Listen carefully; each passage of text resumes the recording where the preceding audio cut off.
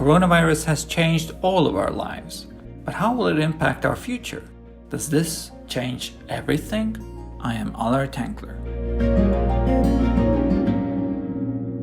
On this episode of Does This Change Everything?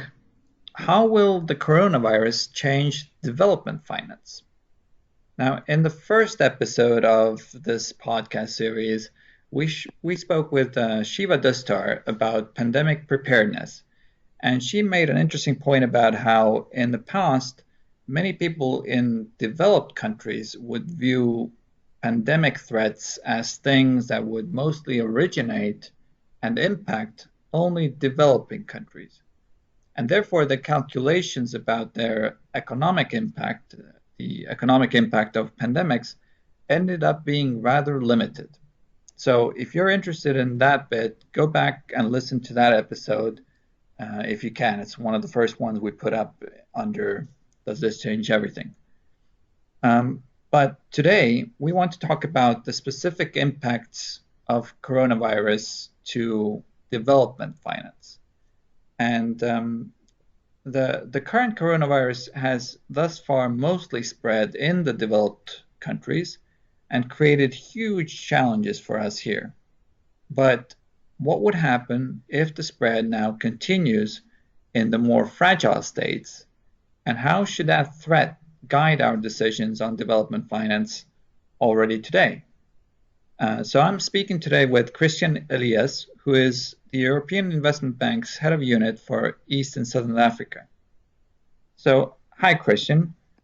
Has the coronavirus changed everything for development finance? Hi, Ala. That's, of course, the question of the day, I would say. But the short answer is no. It has changed a lot at the very moment. In the short term, we see lots of activities. We see a big focus on mitigating the short-term effects of the virus and the short-term economic effects. In the long term, however, the development finance will need the same attention that we have seen over the last years, and that is something that I don't expect to change over the long run. So let's focus first on the short term, and then we'll go back to the long term. In the short term, you said that you see some changes. What are the quick priorities, the quick changes that need to take place due to the coronavirus? What we see is the same effect that we also see in Europe.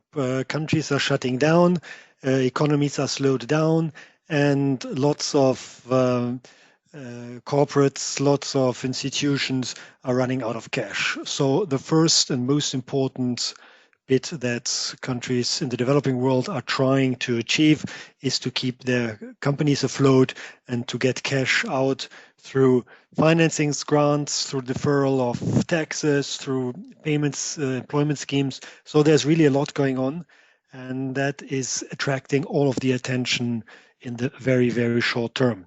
The contribution from development finance institution like ours, but also the World Bank, is therefore very much on trying to help the economies with cash, be it through accelerated disbursements, be it through refocusing projects that were already out there, or simply front-loading wherever we can in order to get the liquidity into the system.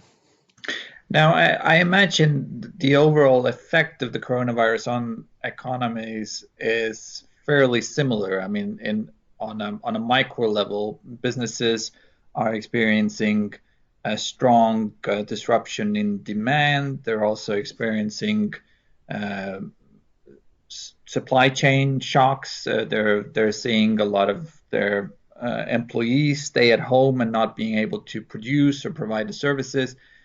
Are there any specific differences between the impacts that the virus is having on businesses in the developed world and the developing world? We have to see two different type of businesses here. There is, first of all, the normal economy, if I may call it that way. And here, the effects that we see are very similar. And the other bit, which is perhaps important to highlight, is that as we speak, the number of cases in the developing world of confirmed corona patients is not that high. It's actually limited to a few hundred in many, many countries. So it is not a priority to finance and seek financings for immediate health-related companies, be it hospitals, be it vaccines, whatever. It is more a question of getting it done in the long run and getting the economy afloat, as the focus will then be on the resilience, on economic resilience, on health resilience, and less on immediate responses. If I would have to point out one difference between Europe, for example, or the developed world as a whole to the development world, then it is maybe this one. So you spoke about how it's important to respond to the needs of the businesses in this situation. What about the healthcare systems? Given, as you mentioned, that the coronavirus hasn't spread very much in the developing countries, should investments into the healthcare sectors in the developing world be a priority for us at all? It is certainly a priority, and it is a huge priority, and this is getting even more a priority than it was before. Health systems in the developing world, they are undeveloped at all levels. And this starts with testing facilities. So, of course, one of the reasons why there may be not so many cases is simply that people are not tested in a way that they are tested in Europe. So the support from development finance institutions like ours starts with getting the right diagnostic systems in place. And here the EIB is doing a lot. We are working on a program together with the Bill and Melinda Gates Foundation under the external investment plan of the European Commission that aims at improving diagnostic services, laboratory services through public-private partnerships in the developing world.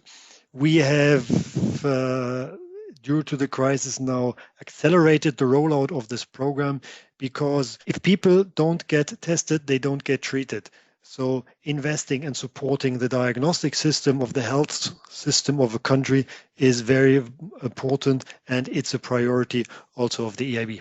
We also observe that health in Africa is really a luxury good. Only the wealthy part of the population has access to treatment, medical treatment as we know it here in Europe, and the poor part of the population is very much left out. One of the challenges is to make sure that also the poor part of the population gets the access to medical treatments and medical services they deserve. And the EIB, in its response in the current crisis, but also in the long run, is very much focusing on making sure that health for all, health access to health and treatment for all is one of the priorities that will be addressed in the countries. Are there any other areas beyond testing and diagnostics that we're paying specific attention to? Sure. The magic word here is to get the closed loop right. The closed loop includes the cycle from testing to treatment and then follow up with the patients once they are hopefully and safely treated. The EIB is financing that at all levels, and at all levels, big and huge investments are needed in the developing world. One thing that is important in development finance is that you never go alone. You team up with partners at all levels, and the EIB is teaming up with other financial institutions, be it the World Bank, be it KfW, be it the Agence Française de Développement. And in the current crisis, we work very much also with UN agencies. And amongst the UN agencies, there's, of course, WHO, which is one of the partners. The EIB is signing an MOU with WHO that addresses a lot of various topics in the developing world, but it includes also how can we best provide together an answer to the current crisis. And we are very much looking forward to implementing this collaboration and to working on the ground with their technical expertise and our finance expertise in order to deliver a response to the urgent and most burning problems that these countries are currently facing. And you mentioned, well, you said in the beginning, Christian, that in the long run, the priorities for development finance will not change because of the coronavirus. Did I understand you correctly? Can you just give a brief overview of what we're looking at as the main priorities that will continue to be important even as we go through this crisis? Sure. I don't expect the developing finance to change in the long run because the needs, the fundamental needs, the underlying needs that bring us all there to provide the development finance, they will not change. People need access to energy. People need access to water.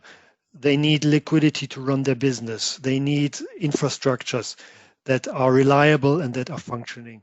And the traditional contribution from development finance institutions like EIB is to make sure that there's enough funding, be it for the roads, be it for the energy, which we are now very much supporting in the renewable sector, be it for the right access to water, to clean water, and now more and more also digitalization.